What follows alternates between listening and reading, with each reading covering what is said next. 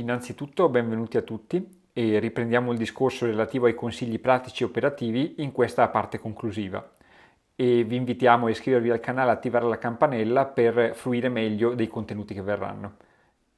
A livello delle caratteristiche acustiche dell'ambiente d'ascolto, questo discorso si interseca col discorso che faremo dopo relativamente al posizionamento del triangolo di ascolto. Ma per adesso possiamo anticipare alcuni elementi che sono comunque validi. La zona più importante è quella della parete opposta ai diffusori, quindi la parete di fondo.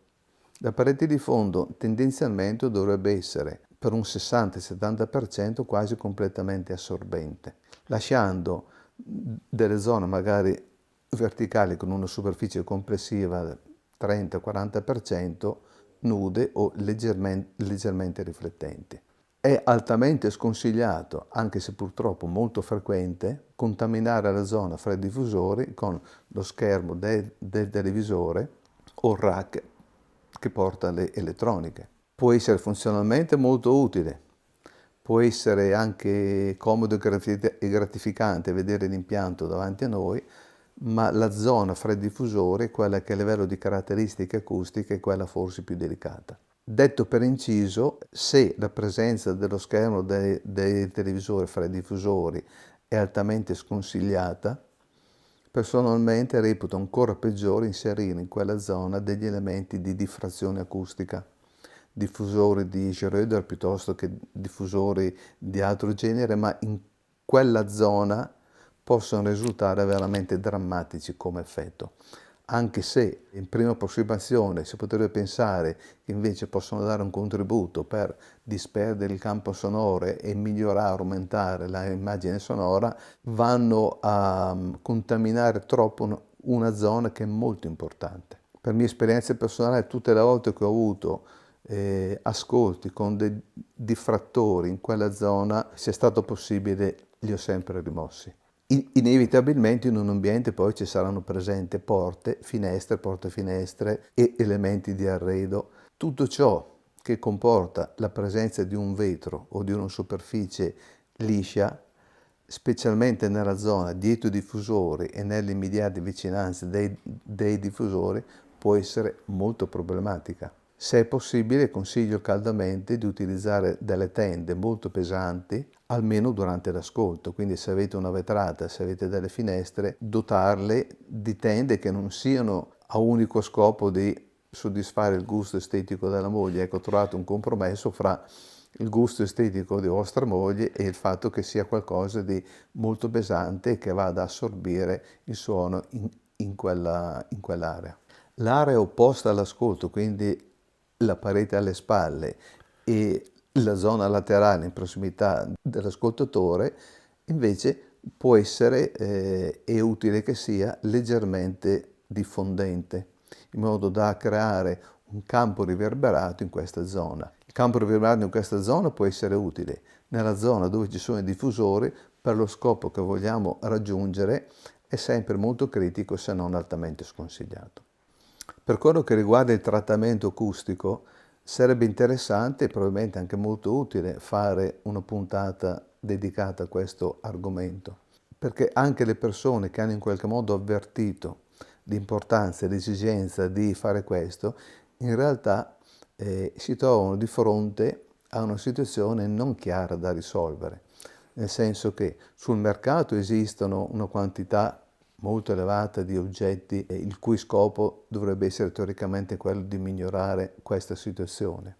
Ma al lato pratico ciò che manca è un'esperienza e una conoscenza reale di come utilizzare questi oggetti. Qualcuno potrebbe pensare che rivolgendosi a una persona esperta di acustica potrebbe essere comunque un elemento di utilità. Devo dire che per quello che riguarda la mia esperienza personale, con tutta la stima e la simpatia che posso nutrire e che nutro per le persone che si occupano di acustica quotidianamente, molto spesso il problema è che queste persone, questi professionisti, hanno magari un'esperienza grande e notevole, molto profonda, ma maturata in ambienti che non sono gli ambienti di ascolto domestici. Quindi immaginate che è molto diverso studiare, progettare e mettere a punto il trattamento acustico e l'acustica di un teatro dove magari si viene eseguita della musica, un teatro che ha delle dimensioni anche totalmente diverse rispetto a quello di un ambiente d'ascolto domestico. Mentre invece nell'ascolto domestico i parametri che possono essere e che sono indispensabili nelle situazioni, come abbiamo accennato prima, un teatro, un auditorium, una sala convegni, applicare all'interno del nostro ambiente d'ascolto questi parametri, queste tecniche, queste filosofie di approccio può risultare nelle migliori dei casi assolutamente inutile, se non controproducente. Per cui, fra virgolette, affidarsi a qualcuno che è un esperto di acustica deve essere valutato molto attentamente, cioè dobbiamo capire chi abbiamo dall'altra parte, se è qualcuno che è realmente esperto e ha una capacità di comprendere le caratteristiche sonore necessarie per riprodurre la musica in un ambiente e che sappia come agire nel nostro ambiente per ottenere quel particolare risultato. In linea generale ho visto, ecco, che anche le persone che hanno investito notevoli energie nel trattamento acustico del proprio ambiente, alla fine hanno commesso molte volte dei grandi errori di ingenuità, per cui potrebbe essere, ecco, che magari cercheremo di fare una puntata o 2 puntate dedicate a dare dei consigli pratici su come agire su questo fronte. Un aspetto importante e del quale ho osservato molto spesso che, pur essendo così importante e nella stragrande maggioranza dei casi anche facilmente affrontabile e molto spesso facilmente risolvibile, non viene assolutamente tenuto nella considerazione dell'importanza che invece dovrebbe avere, è il triangolo d'ascolto. Per triangolo d'ascolto intendo il triangolo che si forma partendo dai 2 diffusori al punto d'ascolto dove è seduto l'ascoltatore. Devo fare una premessa importante. E qui probabilmente mi tirerò un po' l'antipatia o la critica di alcuni costruttori di diffusori acustici, ma la mia opinione e le osservazioni empiriche che ho fatto nel corso degli anni mi portano a questa conclusione. Così come, tornando all'esempio dell'immagine 3D nascosta nei stereogrammi, è importante e non prescindibile che i nostri occhi siano posizionati, il nostro campo visivo sia messo secondo una tecnica ben precisa perché emerga l'immagine in 3D, o similmente, se vogliamo fare un altro paragone, anche se adesso non è più particolarmente diffuso, ma qualche anno fa c'erano i cinema dove venivano proiettati film in 3D. Entravi al cinema e ti davano gli occhialini 3D da metterti sul naso per poter vedere il film. Utilizzare gli occhiali non era una condizione di optional, era imprescindibile. O usavi gli occhiali o non vedevi l'immagine 3D. Quindi ci sono delle regole fisiche, in quel caso di ottica, nel nostro caso di fisica acustica, non prescindibili.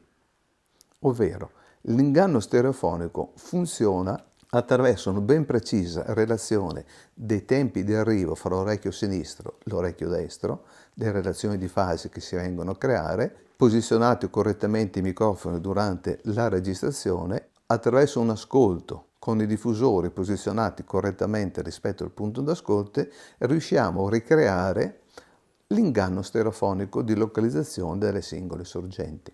Sono delle regole fisiche ben precise, non sono una questione di opinioni o di gusto personale o di estetica. Quindi la determinazione del triangolo d'ascolto è estremamente importante, è una condizione necessaria, anche se di per sé non sufficiente, ma non possiamo agire per ottenere un risultato corretto senza che il triangolo d'ascolto sia rispettato nelle sue proporzioni corrette. Detto questo, perché dicevo prima che può essere che merito l'antipatia di qualche costruttore di diffusori, ho personalmente verificato che perché l'inganno stereofonico funzioni correttamente, specie nella stragrande maggioranza degli ambienti d'ascolto domestici, il diffusore deve essere direzionato verso il punto d'ascolto. Se fosse un raggio laser che esce dal tweeter, il raggio laser deve collimare esattamente con la testa dell'ascoltatore. Il problema nasce in certe situazioni con alcuni diffusori, nei quali non si sa per quale motivo, i progettisti hanno previsto una corretta risposta in frequenza sull'angolo di 30 gradi rispetto all'ascolto frontale. Onestamente non riesco a trovare nessun argomento pratico di utilità per una scelta di questo genere, anche perché è facilmente comprensibile come se noi in un ambiente domestico, il quale nel 99% dei casi ha delle caratteristiche acustiche quantomeno perfettibili, andiamo a inserire un diffusore messo parallelo, il diffusore emetterà energia principalmente verso la parete posteriore. Non andrà a collimare col punto d'ascolto, per cui mando molta energia in un ambiente il quale suonerà in un modo molto probabilmente non gradevole e non utile allo scopo che vogliamo raggiungere. La sensazione che spesso ho ascoltando diffusori messi in modo parallelo o non convergenti al punto d'ascolto è un po' come se si avesse la percezione di un suono che ti passa di qua e sei sempre nella situazione di non riuscire a beccare correttamente quello che ti arriva. O come cercare di collimare qualcosa dal punto di vista visivo, ma che si colloca in una traiettoria che non è la nostra. Quindi partiamo in questa analisi dal far convergere i diffusori al punto d'ascolto.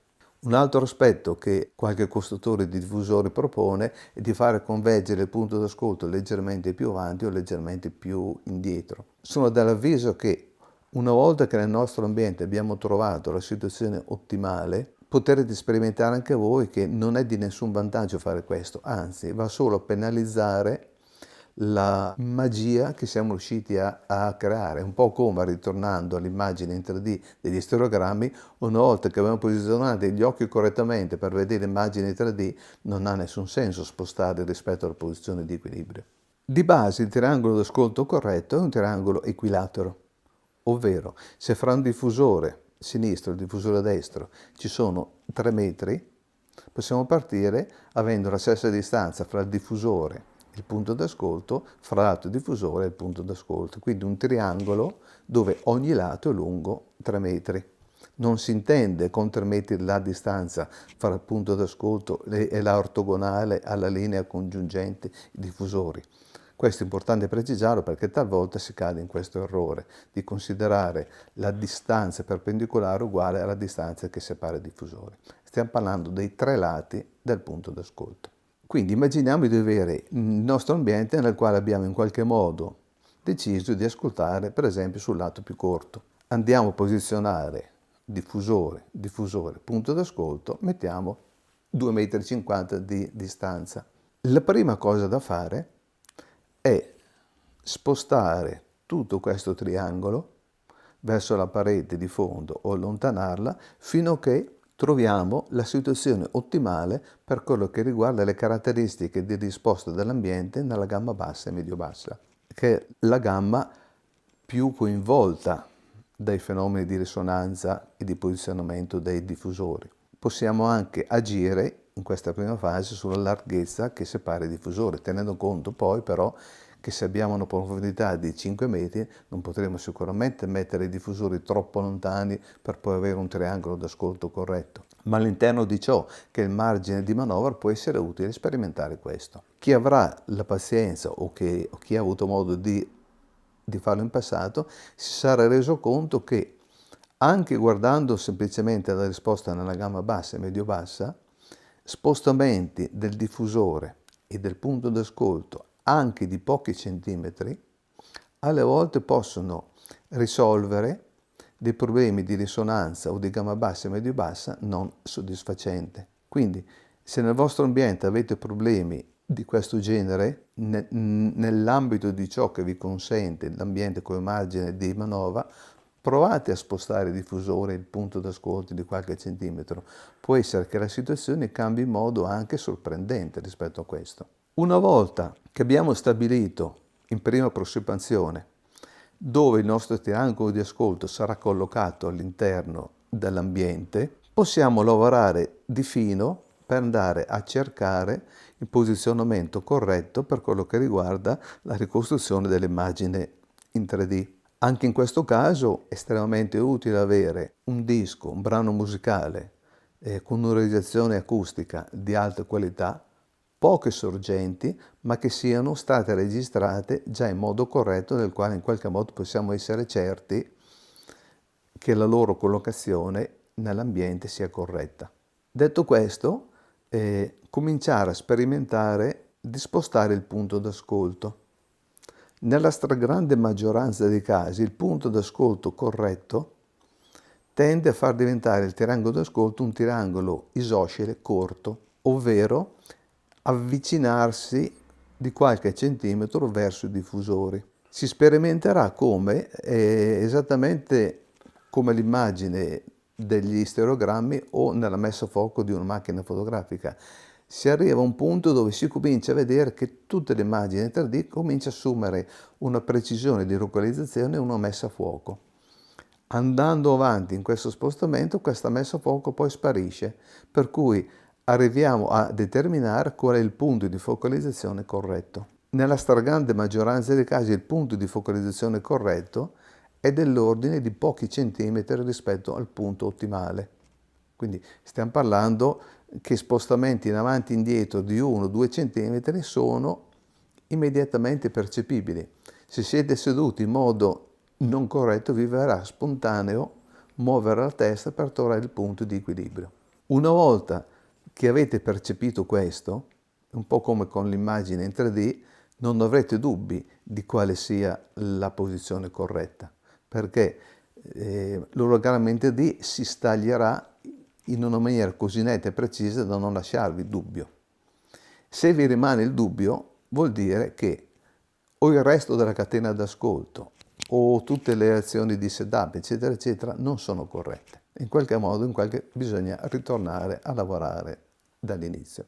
Ricordo, come ho detto all'inizio, che è molto utile fare questi lavori di messa a punto al buio, in modo da isolare i nostri sensi percettivi e lasciare il senso dell'ascolto libero di immaginare e di percepire anche queste sfumature, questi dettagli. Farlo in presenza di luce ci porta a perdere tempo e non riuscire probabilmente a ricavare la situazione ottimale. Una critica che spesso viene fatta a questo approccio è che in questo modo però si arriva alla conclusione che il punto d'ascolto privilegiato è unico e perfettamente localizzato nello spazio. E quindi le persone dicono: però io ascolto anche in piedi, passeggio nella stanza, non posso sedermi su una sedia da dentista per ascoltare la musica, eccetera. Questo è assolutamente vero, ma chi ha avuto la possibilità o chi avrà la possibilità di fare degli ascolti in quel modo, penso che molto difficilmente vorrà rinunciare almeno alla possibilità di farli. Poi, se per circostanze particolari in quel giorno desideri fruire l'ambiente in un modo diverso, lo puoi fare né più né meno. Non è che ti è impedito di ascoltare la musica in piedi o seduto in un angolo della stanza intanto che sei al computer, ma il sapere di avere un punto d'ascolto ottimale nel quale riesci a essere trasportato e immerso nel campo sonoro originale è comunque una considerazione e una situazione di grande vantaggio e di grande gratificazione d'ascolto. Detto per inciso, le considerazioni che abbiamo fatto mi offrono lo spunto per fare una considerazione di altro genere, ecco, relativamente all'ascolto nelle manifestazioni fieristiche. Non è che all'interno di una manifestazione fieristica e nell'ambiente d'ascolto di una fiera le leggi della fisica quel giorno non valgono, valgono esattamente come valgono a casa dell'appassionato. Quindi teniamo sempre presente che, ammesso e non concesso che chi ha in qualche modo fatto il setup della stanza dove andiamo ad ascoltare la musica in una manifestazione abbia agito correttamente, comunque il punto d'ascolto è uno solo. Non parliamo di chi si siede ai lati, quindi non è nella simmetria della percezione, ma anche chi si trova nella simmetria della percezione, come potete sperimentare, i 3-4 centimetri, ed a volte anche solo 2, avanti e indietro, fanno perdere completamente la messa a fuoco. Quindi, se volete fare un ascolto critico e importante durante una manifestazione, magari accertatevi se chi ha fatto il setup ha stabilito un punto d'ascolto privilegiato per fare un ascolto critico, eventualmente aspettate il tempo necessario perché quello spazio si liberi. Personalmente da parecchi anni, quando allestisco e allestiamo per le fiere, il punto d'ascolto critico è presente, è ben individuato, magari con una sedia diversa dalle altre perché è segnato a terra. Mi sono arrivate anche alcune considerazioni critiche riguardo questo, di dire ma ha messo un solo punto d'ascolto privilegiato e gli altri cosa non possono fare? Io onestamente non ho nessuna risposta perché le leggi della fisica non sono sotto il mio dominio, quindi chi è seduto lì percepisce in un certo modo, chi è seduto in altre parti non potrà percepire una corretta ricostruzione prospettica. Vengono comunque conservati altri parametri di ascolto che sono legati più alla struttura del suono, alla capacità che ha il sistema di rendere le timbriche e la veridicità del suono di alcuni strumenti o della voce, eccetera. Ma per quello che riguarda l'aspetto di essere immersi nell'orogramma 3D, purtroppo quello funziona in un unico punto privilegiato. E questa situazione non è aggirabile neanche con diffusori che utilizzano il sistema della omnidirezionalità. L'omnidirezionalità può essere per certi versi utile per creare un'immagine sonora ancora più ampia, ma la focalizzazione precisa della messa a fuoco esiste sempre solo in un punto. Anzi, per quello che è la mia esperienza sinora, se vogliamo ottenere quel tipo di risultato, molto spesso i diffusori omnidirezionali, andando a eccitare molto l'ambiente anche posteriormente al diffusore, creano o hanno l'attitudine a creare delle sorgenti sonore virtuali che poi vanno a interferire col processo di corretta focalizzazione. Quindi non è una garanzia di risultato il fatto che un diffusore omnidirezionale ci dia una migliore performance sulla ricostruzione prospettica. Per chiudere mi sentirei di fare una considerazione di ordine generale. Chi avrà avuto la possibilità, sperimentando, spostando, facendo, eccetera, eccetera, di riuscire a ricreare nel proprio ambiente una situazione tale per cui riesce a fruire di una corretta immagine 3D e quindi di essere trasportato laddove è stata fatta la registrazione, di avere la netta percezione di essere in quell'ambiente presente, ecco, chi avrà questa possibilità avrà anche la possibilità di fare delle esperienze molto interessanti relativamente all'influenza che hanno le singole apparecchiature sotto questo aspetto.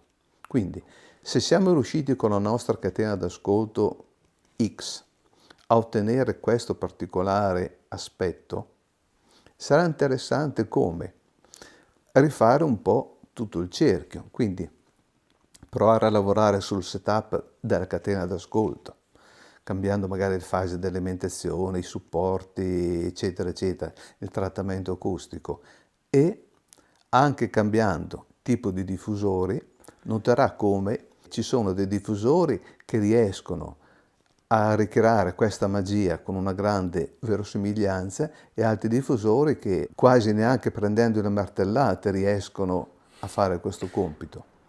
Oppure, come nel caso che ci riguarda più direttamente come norma audio, come le caratteristiche delle elettroniche e delle sorgenti abbiano un'importanza fondamentale sotto questo aspetto.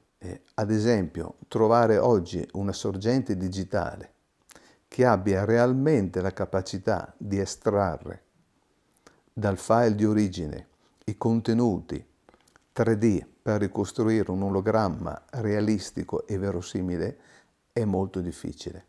L'attenzione da parte dei progettisti, dei costruttori, eccetera, eccetera, si è rivolta purtroppo in questi anni in direzioni diverse. Una volta sperimentato l'influenza che hanno i singoli elementi sotto questo aspetto, possiamo ribadire quello che ho detto all'inizio della prima puntata quasi, ovvero che la capacità che ha un sistema di ricostruire una corretta immagine sonora rappresenta un po' il punto della piramide. Se un sistema è in grado di fare quello, quasi implicitamente vuol dire che è già in grado di fare bene tutto il resto. Perfetto, è stato un lunghissimo viaggio, ma i consigli che abbiamo dato sono tantissimi e vi ricordiamo di iscrivervi al canale e di attivare la campanella per una migliore fruizione dei contenuti. E grazie mille. Grazie a voi.